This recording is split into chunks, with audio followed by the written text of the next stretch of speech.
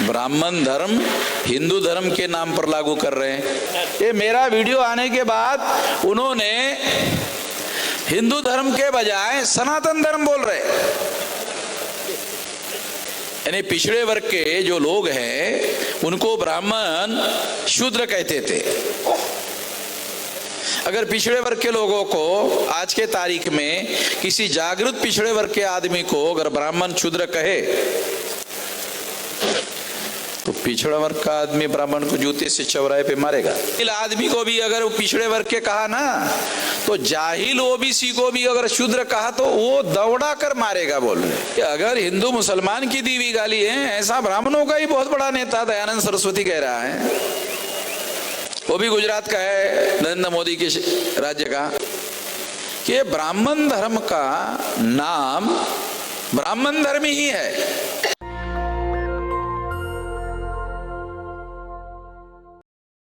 संसद में 242 लगभग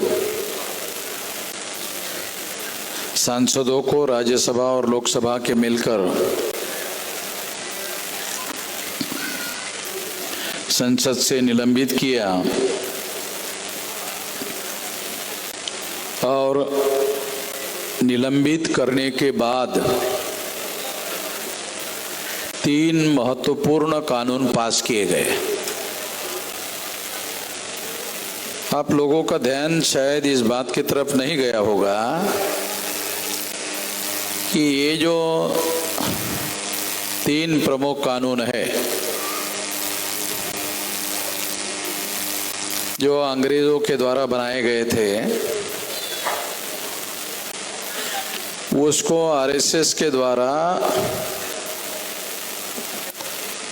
भाजपा के द्वारा, क्योंकि जो भाजपा है ये आरएसएस के राजनीतिक विभाग का नाम है, तो भाजपा नहीं है, भाजपा आरएसएस ही है। ये भी ठीक से हम लोगों को समझना चाहिए। तो आरएसएस के लोगों के द्वारा, भाजपा के लोगों के द्वारा अंग्रेजों के समय में जो 3 कानून बनाए गए थे,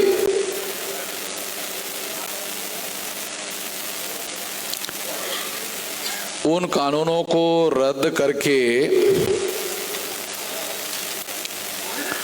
नए कानून बनाए गए हैं और नए कानून लोकसभा के द्वारा पास कर दिए गए हैं। अगर ये नए कानून, तीनों कानून पास कर दिए तो पास करने के पहले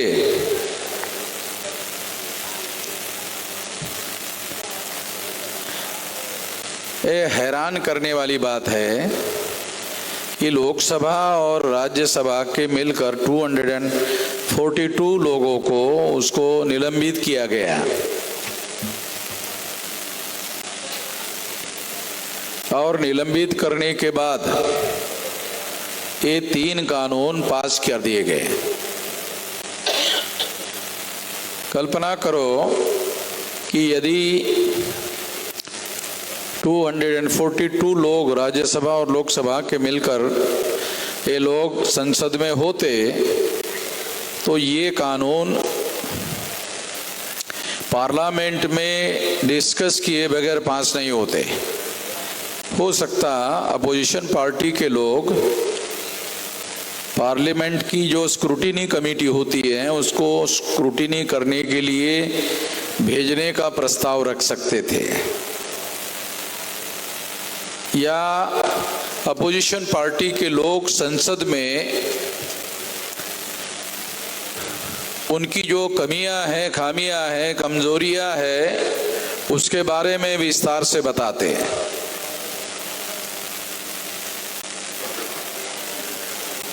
इस वजह से इन सांसदों को निलंबित किया गया। अन्यथा जो संसदीय इतिहास है भारत के संसद का,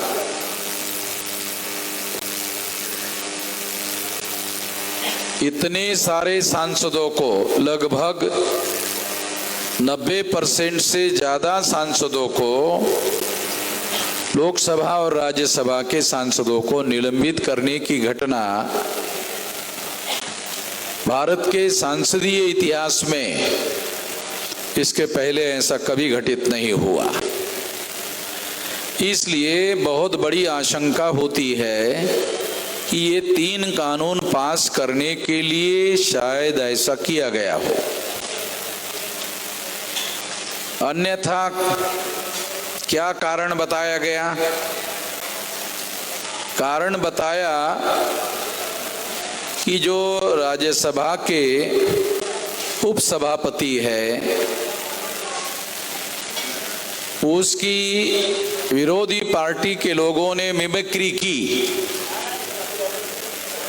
ऐसा वो कारण बता रहे हैं। मीडिया वाले भी ऐसी ही बातें सारे देश भर में फैला रहे हैं, मगर मैं एक खास बात आप लोगों को बताना चाहता हूं। जो मीडिया में बड़े पैमाने पर भारत की प्रजा को नहीं बताया जा रहा है वो ये कि क्या ये मिमिक्री लोकसभा में हुई, क्या ये मिमिक्री राज्यसभा में हुई? तो सबूत कहता है कि ये राज्यसभा में नहीं हुई, ये लोकसभा में नहीं हुई।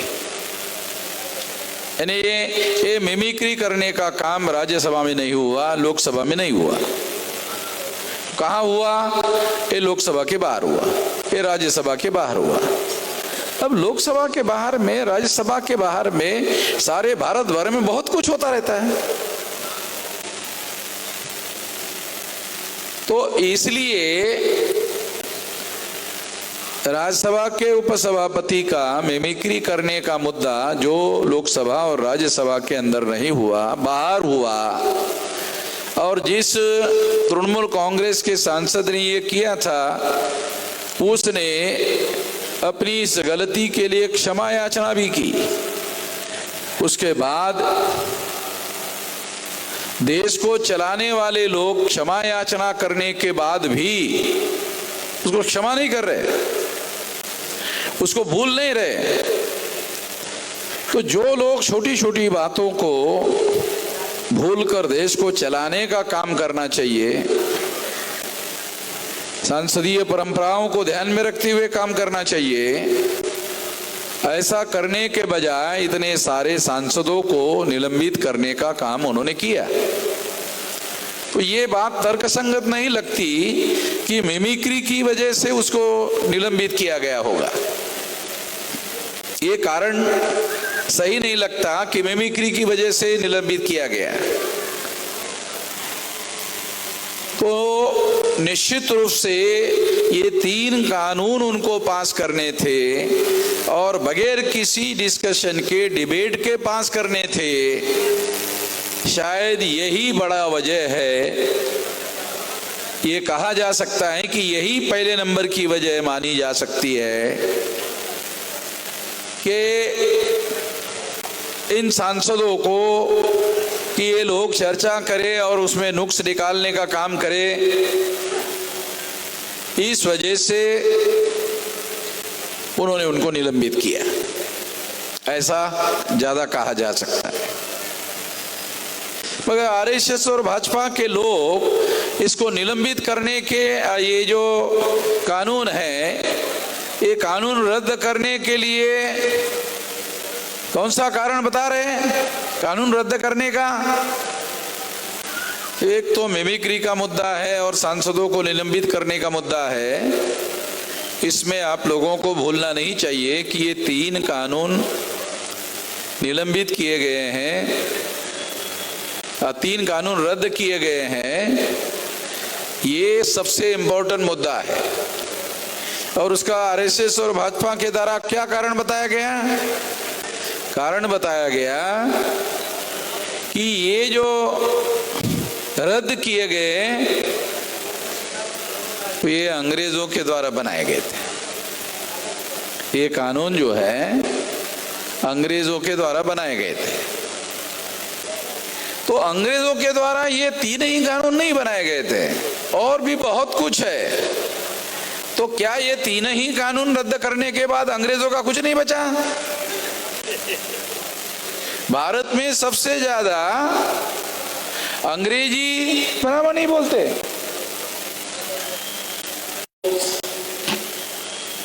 उनको रिजर्वेशन के अधिकार से वंचित कर दिया जाए। इसका नाम है डीलिस्टिंग। पहला शब्द है लिस्टिंग, यानी लिस्टिंग का मतलब है कौन सी ऐसी आदिवासी जात है, जमात है, जिसको आइडेंटिफाई करके अधिकार दिए जाए, जिसमें एजुकेशनल फैसिलिटी है और सर्विसेज की फैसिलिटी में रिजर्वेशन है। तीसरा पॉलिटिकल रिजर्वेशन है शेड्यूल ट्राइब के लोगों को। यदि क्रिश्चियन हुए आदिवासी है या मुस्लिम हुए आदिवासी है, तो आदिवासियों का तो कोई धर्म है नहीं। जब आदिवासियों का कोई धर्म नहीं है तो उन्होंने धर्मांतर किया, ये शब्द प्रयोग लागू नहीं होता। पहली बात तो हम लोगों को ये समझना है कि अगर आदिवासी हिंदू होते तो ये कहा जा सकता कि उन्होंने धर्मांतर किया, मगर भारत का संविधान आदिवासियों को हिंदू नहीं मानता। जब भारत का संविधान आदिवासियों को हिंदू नहीं मानता तो आदिवासियों ने जो धर्म स्वीकार किया वो धर्म धर्मांतर है, वो कार्य धर्मांतर है। ऐसा किस आधार पर माना जाए? क्योंकि धर्मांतर तो तब माना जाएगा जब उनका पहले कोई धर्म होगा। आदिवासी को तो कोई धर्म नहीं है, उनके कस्टम्स है, वो कस्टम्स का ब्राह्मणों के धर्म से कोई संबंध नहीं है। एक तो ये बात हम लोगों को समझना होगा। दूसरी महत्वपूर्ण बात मैं आप लोगों को बताना चाहता हूं, वो भी बहुत महत्वपूर्ण बात है कि आदिवासी लोग अगर मान लो क्रिश्चियन हो जाते हैं, मुस्लिम हो जाते हैं, तो उनको डीलिस्टिंग में शामिल किया जाए, ऐसा इन लोगों का कहना है। अगर आदिवासी आदिवासी ही रहते हैं, ये तो हमारा ऑब्जेक्शन नहीं है। ये जो सरकार बनाने और चलाने वाले लोग हैं वो क्या करते हैं, जब जनगणना होती है तो आदिवासियों को पूछते नहीं है तुम्हारा धर्म क्या है, वो आदिवासियों को भी हिंदू में डाल देते हैं। तो हिंदू क्या है, तो ये भी थोड़ा हम लोगों को समझना चाहिए। SC ST OBC के महाराष्ट्र के संदर्भ में कुछ भी मराठा लोगों को भी ये सारी बातें, हिंदू क्या है, क्या वास्तव में ब्राह्मण लोगों के धर्म का नाम हिंदू है? तो दयानंद सरस्वती नाम का ब्राह्मणों का बहुत बड़ा नेता हुआ है, वो कहता है हिंदू मुसलमान की दी हुई गाली है। अरे हिंदू मुसलमान की दी हुई गाली है तो फिर ब्राह्मण लोग हम लोगों को गाली क्यों दे रहे? एक बात ये है कि अगर हिंदू मुसलमान की दी हुई गाली है, ऐसा ब्राह्मणों का ही बहुत बड़ा नेता दयानंद सरस्वती कह रहा है, वो भी गुजरात का है, नरेंद्र मोदी के राज्य का, वो कह रहा है कि हिंदू मुसलमान की दी हुई गाली है। जब मैंने ऐसा वीडियो बनाया तो ये बात हम लोगों को समझना, बारीकी से समझना बहुत जरूरी है कि ब्राह्मण धर्म का नाम ब्राह्मण धर्म ही है। SC ST OBC के लोग अपने बोलचाल में, अपने लिखने में, अपने प्रचार में कम से कम जो हमारे साथ लोग रहते हैं उन लोगों को समझना होगा कि वो लोग जब तक अपने आप को हिंदू कहते रहेंगे तो उनको पूछो, जो भी हिंदू कहने वाले लोग हैं उनको पूछो, क्या पूछो, ये तुम्हारे हिंदू धर्म का धर्म ग्रंथ क्या है? तो कहते वेद, श्रुति, स्मृति, पुराण, रामायण, महाभारत, गीता। अरे तो ब्राह्मण धर्म के धर्म ग्रंथ है। ये जो धर्म ग्रंथ है ये तो ब्राह्मण धर्म के धर्म ग्रंथ है, ये हिंदू के कहाँ है? दो बातें हो गई। एक, दयानंद सरस्वती कहते हैं हिंदू मुसलमान की दी हुई गाली है। दूसरा, हिंदुओं ने ब्राह्मणों को बदलाव क्यों करना पड़ा, ये बता रहा हूं आप लोगों को। ब्राह्मण जो बदलने के लिए तैयार नहीं थे, उन्होंने दांवपेच में परिवर्तन कैसे किया, वही लागू किया, सेम थिंग लागू किया, केवल दांवपेच में परिवर्तन किया। ब्राह्मणों ने क्या किया, इन लोगों को वर्ण व्यवस्था के आधार पर आइडेंटिफाई करने के बजाय उन्हीं लोगों को उन्होंने हिंदू कहना शुरू कर दिया। यानी पिछड़े वर्ग के जो लोग हैं उनको ब्राह्मण शूद्र कहते थे। अगर पिछड़े वर्ग के लोगों को आज के तारीख में किसी जागृत पिछड़े वर्ग के आदमी को अगर ब्राह्मण शूद्र कहे तो पिछड़ा वर्ग का आदमी ब्राह्मण को जूते से चौराहे पे मारेगा। क्यों विकास? पिछड़े वर्ग के जाहिल आदमी को भी अगर पिछड़े वर्ग के कहा ना, तो जाहिल ओबीसी को भी अगर शूद्र कहा तो वो दौड़ा कर मारेगा बोल रहे। ये सही है, ये बात मैं आपको बता रहा हूं। तो कोई ब्राह्मण किसी पिछड़े वर्ग के लोगों को शूद्र नहीं कह सकता, और अगर ऐसा कहा तो दौड़ा कर मारेगा।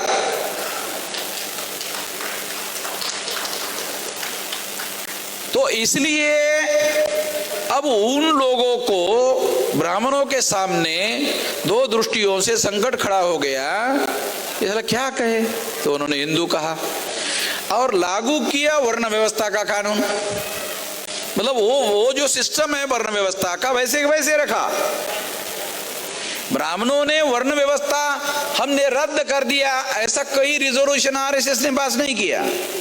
वर्ण व्यवस्था को उन्होंने खत्म कर दिया, ऐसा विश्व हिंदू परिषद ने कभी कोई पास नहीं किया। कोई रिजोल्यूशन विश्व हिंदू परिषद ने आज तक वर्ण व्यवस्था खराब है, आउटडेटेड है, ऐसा कोई रिजोल्यूशन पास नहीं किया। ये जाति व्यवस्था गलत था, वर्ण व्यवस्था बोल ही नहीं रहे।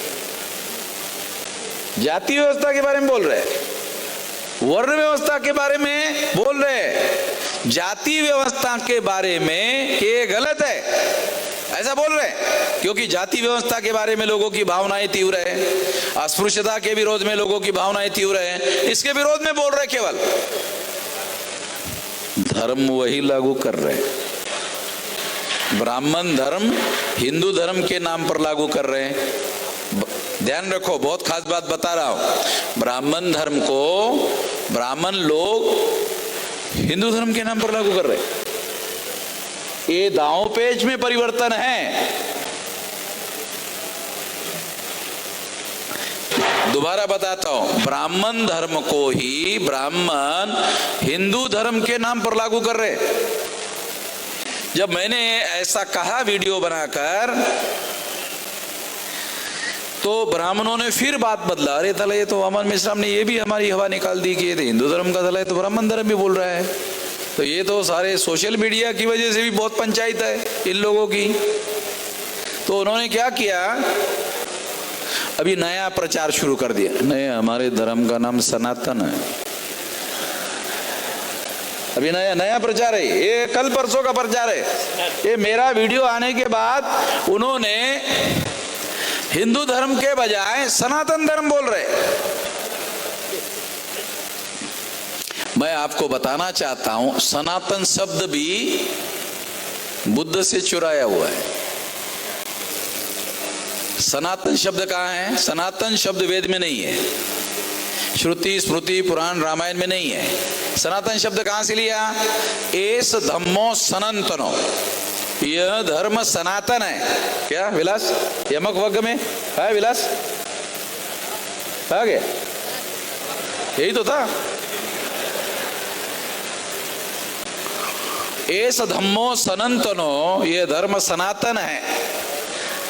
यह यमक वर्ग है। इस यमक वग्ग में बुद्ध ने अपने प्रवचन में यह शब्द कहा, ये धर्म सनातन है, और यहां से यह शब्द चुराया। जब मैंने हिंदू शब्द मुसलमानों की दी हुई गाली है ऐसा कहा, तो फिर उन्होंने सनातन शब्द का उपयोग करना शुरू कर दिया। तो सनातन शब्द भी उन्होंने बुद्धिस्ट से लिया, ये धम्मो सनातनो, ये सनातन। तो मेरा सवाल है कि ब्राह्मणों का क्या है इस देश में? वो सब बाहर से आए हुए हैं, तो यहां शब्द भी मिलता नहीं है। जो लोग बाहर से आए हुए हैं तो उनको यहां उनका कुछ भी नहीं है, वो शब्द भी उनको यहीं से लेने पड़ते हैं, उनका कुछ है नहीं है। कुछ भी ना होने के बावजूद भी दिल्ली की सत्ता पर काबिज है, कुछ भी ना होने के बावजूद भी। तो ये निश्चित रूप से विचार करने वाली बात है, बहुत ज्यादा गंभीर बात है। तो मैं अपनी जिंदगी में एक सबक सीखा कि ऐसा कैसे हो रहा है, ऐसा क्यों हो रहा है। तो उन्होंने क्या किया, हमारे अज्ञानता का फायदा लेकर संगठन बनाया और संगठन शक्ति निर्माण करके हमारे ही लोगों का उपयोग करते हैं और हमारे ही विरोध में ब्राह्मण लोगों का धर्म थोप देते हैं राज सत्ता की मदद से। जब सेंटर में उनकी सरकार आती है, राज्यों में उनकी सरकार आती है, तो पुलिस फोर्स पर, मिलिट्री पर उनका कब्जा हो जाता है। तो इसके आधार पर वो ये चीजें थोपने के लिए सक्षम हो जाते हैं, क्योंकि पावर का प्रभाव होता है, सत्ता का प्रभाव होता है। जब सत्ताधारी आदमी बोलता है, गलत भी बोलता है, तो वो प्रभाव में दूसरे लोग स्वीकार करते हैं। अगर स्वीकार नहीं करते होते तो फिर 2 बार इन लोगों की सत्ता क्यों आती? प्रभाव की वजह से आ रही है। बात तो गलत कर रहे हैं, मगर प्रभाव की वजह से लोग उनका समर्थन कर रहे हैं, कोई तथ्य उनके पास नहीं है। तो इसलिए इसको काउंटर करने का तरीका क्या है? इसको काउंटर करने का तरीका है संगठित शक्ति निर्माण करना। अगर हम लोग संगठित शक्ति निर्माण करते हैं और 6 लाख गांव तक अपना संगठन बनाते हैं, तो कहीं पर कोई भी ब्राह्मण हमारे किसी सवाल का जवाब देने लायक नहीं है। हमारे किसी सवाल का जवाब ब्राह्मण नहीं दे सकता, और ब्राह्मण के हर सवाल का जवाब हमारे पास है।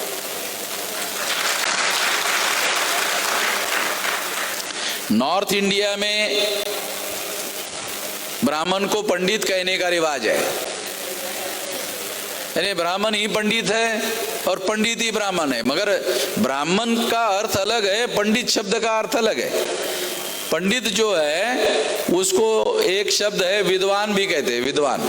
तो ब्राह्मण तो ऐसे बहुत सारे गधे लोग हैं, तो गधे को भी पंडित बोलने से पंडित थोड़ी हो जाएगा। मैं उनको गाली देने की दृष्टि से नहीं बोल रहा हूं। मान लो कोई अनपढ़ ब्राह्मण है, उसको नॉर्थ इंडिया में पंडित जी पंडित जी पंडित, अरे भे पंडित कैसे हो गया?